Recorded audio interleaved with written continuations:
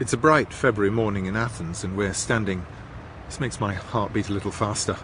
We're standing where Aristotle once taught, near the library of the Lyceum, recently rediscovered and soon to be excavated. Greece is arguably where economics as a discipline began, and it was an economics that was, in many ways, deeply moral, with the gods much in mind. And if morals no longer seem relevant to the dry economic calculus, well, that's not how it seems here, where people have died protesting about their economic fortunes. 3 people have been killed in Athens in a petrol bomb attack on a bank during violent protests. I'm so angry, I don't want to speak anymore. I'm ready to kill people. It's time to rise up. It's time for revolution. I feel very angry. It's the kind of anger that in ancient Greece they would say the wrath of gods. I feel this kind of wrath now, this kind of anger, because people have found themselves owing money that they don't actually owe to anybody. Somebody stole the money, somebody misplaced the money, and it was the corrupt system. That's a Greek activist, Niki Rubani.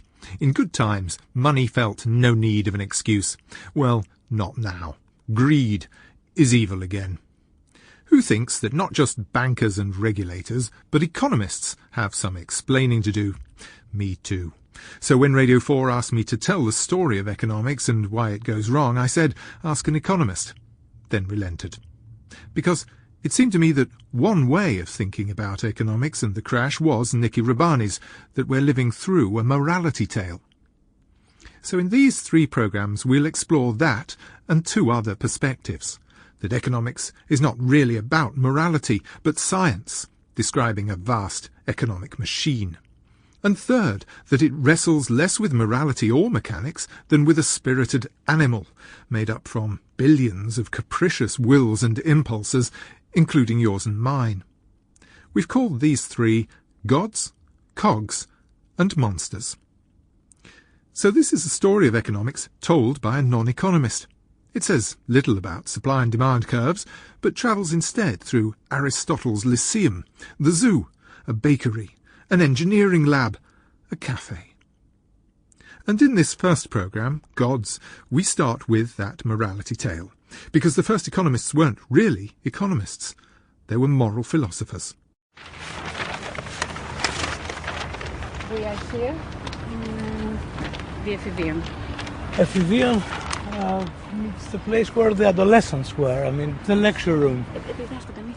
Amidst the foundations of the Lyceum, Professor Nikos Theokorakis describes Aristotle's economics. Some people think Aristotle was aristocratically sniffy about trade. Not quite, says the professor, but he did think that trade for trade's sake, to make big profits, was not what things were for. A shoe, above all, is for wearing. He makes a very clear distinction between what we would call now value in use and value in exchange.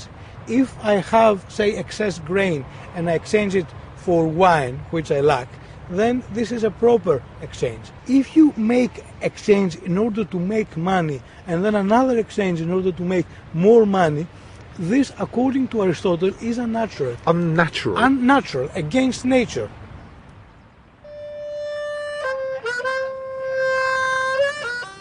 Arguments about morality feel immediate again here in Greece, and in other countries too, since the crash.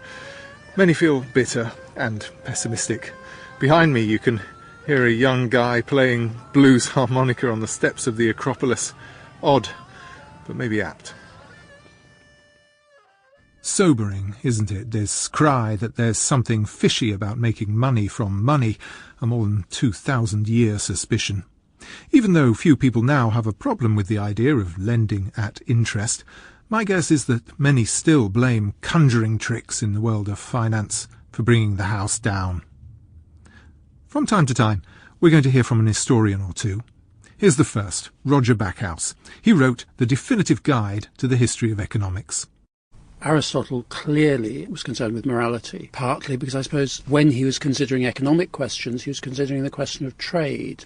And trade was typically done by merchants who were often outsiders to the communities that people were living in.